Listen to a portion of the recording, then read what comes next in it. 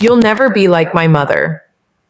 Emily, my daughter-in-law's words, cut through the dining room air like a sharp knife, plunging directly into my chest. The table, which I had so lovingly prepared for our Sunday dinner in Atlanta, Georgia, seemed to freeze in time. My son, David, sat beside her, eyes wide but saying nothing. I, Aria, at 65 years old, felt my blood run cold. The humiliation was palpable, dense, almost an unwelcome guest at our meal. But what she didn't know was that this phrase, spoken with such contempt, would be the trigger for a turnaround no one expected. If you've ever felt the pain of ingratitude or the strength of a mother who refuses to be diminished, this story is for you. Subscribe to the channel and tell me in the comments where you're following this story from. I had spent the entire afternoon in the kitchen preparing the famous roast lamb that David loved so much since childhood, accompanied by creamy mashed potatoes and steamed broccoli. It was a tradition, a sacred ritual we had maintained since he was little, even after he married Emily 5 years ago. The house was spotless, with the comforting aroma of home-cooked food filling every corner. I dressed meticulously, choosing a floral dress that David always complimented, and even put on a vibrant red lipstick, something I rarely did.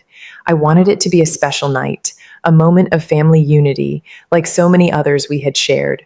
But tension was a constant shadow since Emily arrived. She always had a way of making me feel like an intruder in my own son's life. Small comments, disapproving glances, the way she corrected David in front of me. I always swallowed it, always smiled, always tried to keep the peace. After all, he was my only son, the reason for my life since my husband, David's father, passed away when he was just 10 years old. I raised him alone, worked 2 jobs, gave up my own dreams to ensure he had everything. And now this woman, who barely knew the depth of our bond, dared to diminish me like that. The pain was immense, but anger, a cold and calculating anger, began to bubble up. My life had always been David. From the day he was born, a small bundle of joy that filled the void left by his father's early passing. I was 35 then, a young widow with a son to raise and a world of responsibilities on my shoulders, but I never hesitated. I worked as a secretary during the day at a law firm in downtown Boston, and at night, I picked up shifts as a waitress at a local diner. The nights were long, the days exhausting, but every smile from David, every report card with high grades, every tight hug was worth every sacrifice.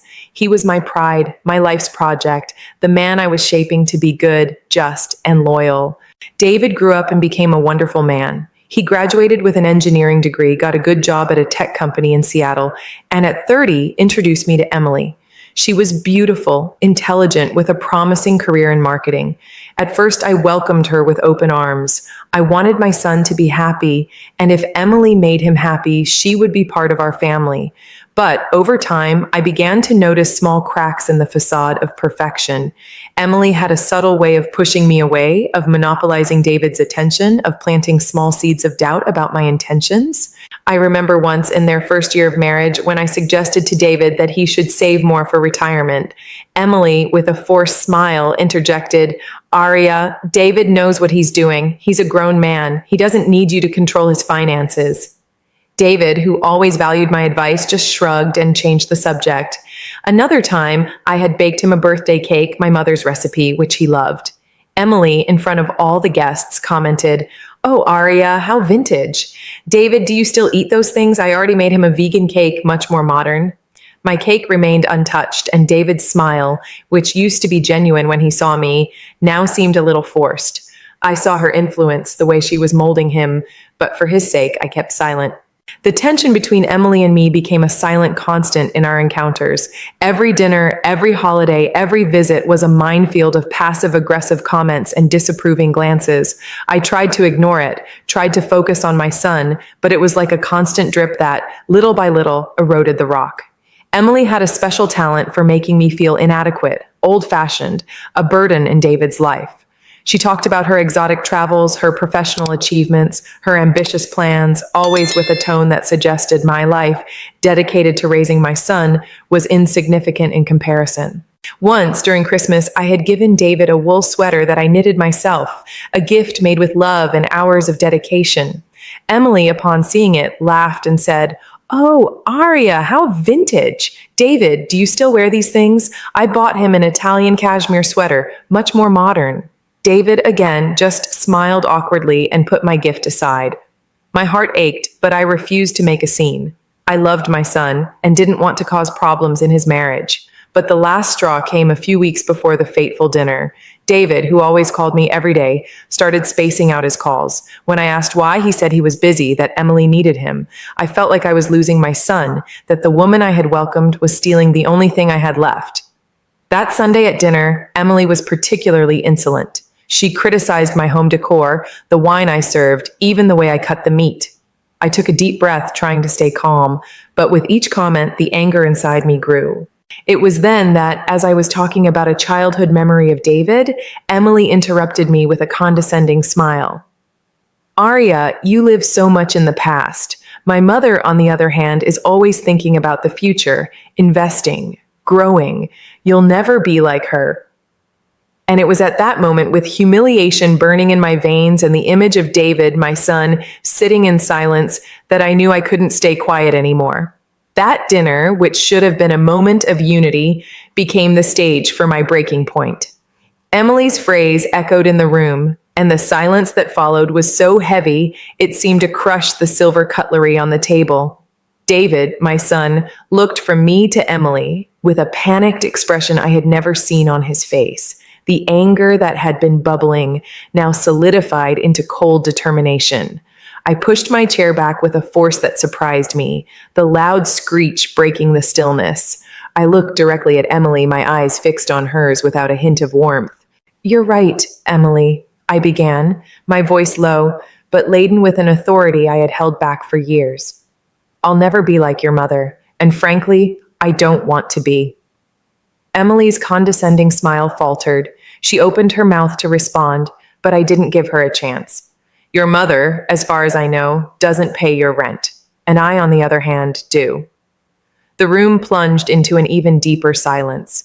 David, who had been paralyzed until then, finally found his voice, breaking into an incredulous whisper. "Rent? What rent, Mom? What are you talking about?" He looked at Emily, who was now pale, eyes wide, unable to hide her shock. The mask of superiority had fallen, revealing a vulnerability she rarely showed. I knew I was crossing a line, that this revelation would explode in our family, but there was no turning back.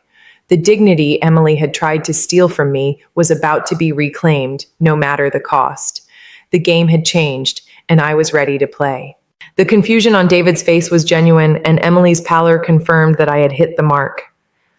"Rent, David," I repeated, keeping my gaze fixed on Emily, who now averted her eyes, biting her lower lip. "The rent for your apartment in Boston. I pay it for 5 years." The revelation hit David like a lightning bolt. He turned to Emily, demanding an explanation with his eyes. "Is it true, Emily? My mother pays our rent?" Emily, regaining some of her composure, tried to downplay the situation. "It's not quite like that, David. It's a help, a small support Aria gives us. It's not like she pays for everything." I laughed, a bitter laugh that echoed in the room. "A small support? Emily, the lease agreement is in my name. I transfer the full amount to the landlord's account on the 1st of every month, since you moved in there 5 years ago." I had kept this information as a trump card, a silent guarantee that deep down, they still depended on me. Not out of control, but out of love, wanting my son to have a good start in life with the woman he chose. But Emily had turned that help into a weapon against me. David was in shock. He stood up, knocking over his chair in the process. "Why didn't you ever tell me, Mom? Why didn't I know about this?" The pain in his voice was palpable. "Because I wanted to help, son. I wanted you to have a good start, without the financial worries I had. And Emily asked me not to tell you. She said you would be embarrassed, that you'd prefer it to be a secret between us." Emily glared at me, but I didn't care. The truth, however painful, needed to come out. The help I was giving was, in fact, the basis of the financial stability they flaunted. And Emily had taken advantage of it while humiliating me. The dining room, once the setting for a family dinner, was now a battlefield. David, his face contorted in a mixture of anger and confusion, looked at Emily, who was desperately trying to compose herself. "Is it true, Emily? You asked my mother to hide this from me?" he asked, his voice low and dangerous. Emily tried to defend herself, stammering, I just didn't want you to worry, David. Your mother is so generous, and I thought it would be better that way. It's just a detail. It doesn't change anything." "It doesn't change anything?" David exploded, his voice rising. "Emily, we've been married for 5 years, and I thought we were building our lives together, with our own efforts. And now I find out my mother has been paying our rent all this time, and you hid it from me?" The disappointment in his voice was a stronger blow than any words. I watched the scene, feeling a bitter satisfaction. The truth, finally, was unraveling the lies Emily had woven. Emily, realizing her facade was crumbling, tried to turn the tables. "Aria, you did this on purpose, to embarrass us, to make me look like a freeloader in front of your son." I raised an eyebrow. "I did this to help my son, Emily. You, on the other hand, used my generosity to humiliate me and push me away from him. Who's the freeloader here?" David, who had been focused on Emily until then, turned to me, his eyes full of questioning. "Mom, why did you let this happen? Why didn't you tell me sooner?" His question hit me, but I knew I had to be honest. "Because I love you, David, and because I wanted to believe that Emily loved you enough not to use me this way. But it seems I was wrong." The dinner ended abruptly. Emily, furious, threw her napkin on the table and stood up, saying she couldn't take this drama anymore. David, torn between anger and confusion, just followed her without even looking at me. I was left alone in the dining room, surrounded by the remnants of what should have been a happy meal. The victory was mine, but the price I knew would be high. My relationship with my son was at stake, and I wasn't sure if he would forgive me for keeping this secret, but one thing was certain. Emily would not humiliate me again. The night that followed was the longest of my life. David and Emily left my house in Atlanta without a word of farewell, leaving a trail of silence and tension. I knew the bomb I had dropped would explode, and the uncertainty about the damage gnawed at me. My phone remained silent, which was unusual for David, who always called me before bed, even after an argument. That absence of contact was more painful than any shout. The next morning, a call from David finally came. His voice was tense, tired. "Mom, what did you do?" he asked without preamble. "Emily is furious. She said you embarrassed her on purpose." I took a deep breath. "I just revealed the truth, David. The truth that Emily insisted on hiding from you while using me as an emotional punching bag." He hesitated. "She said you were always controlling, that you never truly accepted her." "And you believed her, David?" I asked, feeling the hurt. "After everything I've done for you, for us? I raised you alone, David. I gave up everything to give you a decent life. And Emily, who benefited from my generosity, humiliated me constantly. Do you think that's acceptable?" There was a long silence on the other end. I don't know what to think, Mom. She's saying if I don't support her, she'll leave." Emily's emotional blackmail was evident, and my heart ached for David. "That's a choice you'll have to make, son, but remember who has always been by your side, unconditionally." I hung up, a lump in my throat. The ball was in David's court. The following days were a whirlwind of emotions. David called me again, but this time his voice was calmer, more thoughtful. He had confronted Emily about the manipulation and lies. "Mom, she admitted she asked you not to tell me about the rent. She said she was afraid I'd feel less of a man for not being able to support the household on my own." Emily's excuse was flimsy, and David seemed to realize it. "And what did you say to her?" I asked, curious. "I told her that a real man doesn't need to hide the truth from his wife, and that honesty is more important than any bruised pride." The conversation continued, and David revealed that he had begun to reevaluate many things. He realized that Emily always isolated him from me, that she devalued my opinions, and that in fact she took advantage of my generosity. "She even suggested I ask you to pay the down payment on a bigger house, Mom," he confessed with a tone of shame. "She said it was the least you could do, since I was your only son." The anger I felt was overwhelming, but I held back. "And what did you say, David?" "I said no, that I didn't want anything from you anymore unless it was out of love and not out of obligation or manipulation." The turnaround was happening. David was finally seeing Emily's true colors. He apologized for not realizing it sooner, for allowing her to treat me that way. I was blind, Mom, blinded by what I thought was love, but was just convenience and manipulation. I forgave him, of course. A mother's love is unconditional, and seeing my son regain his clarity and character was the greatest reward. Emily, on the other hand, was in a panic. She called me, trying to apologize, promising to change, but I was firm. Emily, you had your chance. You chose to humiliate me and manipulate my son. Now you'll have to deal with the consequences of your choices. David's decision came a week later. He called me, his voice firm and resolute. Mom, I filed for divorce. I can't stay married to someone who lies, manipulates, and tries to destroy my relationship with my own mother. My heart swelled with pride. My son, the man I had raised, was finally standing up for his values and himself. Emily, of course, didn't take it well. She tried to argue, cry, even threaten, but David was unyielding. Emily, you said you'd rather be without a mother than lose your husband. Now you'll have to learn to live without both. David's words, echoing my own, were the poetic justice I so desired. The divorce process was complicated, but David remained strong. He refused to give in to Emily's emotional blackmail and, with the help of a good lawyer, ensured that the division of assets was fair. As for the apartment, David decided he no longer wanted to live there. Mom, I want to build my own life with my own effort. I don't want to live in a place that reminds me of lies and manipulation. He moved into a smaller, simpler apartment, which he could afford with his own salary. Emily, without the financial support I provided and without the stability David offered, had to face reality. She lost the apartment, had to sell the luxury car I had given David and which she used as if it were hers, and her career, which once seemed so promising, began to stagnate. The people she tried to impress with her lavish lifestyle and superiority began to distance themselves, realizing the superficiality of her persona.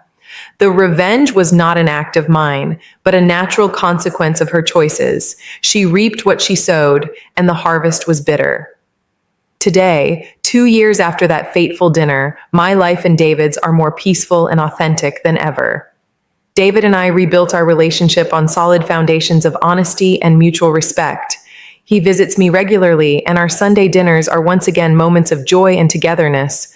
He even asked me to help him decorate his new apartment, a sign that he values my opinions and my taste. Emily? Well, the last I heard is that she moved to another city trying to start over. Without the financial and emotional support she so despised, her life became a challenge. I don't feel anger towards her, just a certain pity. She lost the chance to have a family that loved her, out of greed and pride. As for me, Aria, at 67, I learned a valuable lesson. A mother's love is powerful, but it also needs boundaries. It takes courage to stand up for yourself and your values, even if it means confronting your own child. And sometimes the greatest proof of love is allowing those we love to face the consequences of their own choices.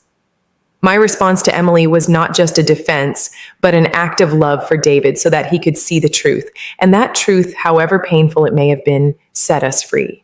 If you identified with my story, if you felt the pain and the triumph, leave your comment below. Share your experience and tell me what you would do in my place. Don't forget to like the video and subscribe to the channel for more life stories that teach us the true value of family and respect.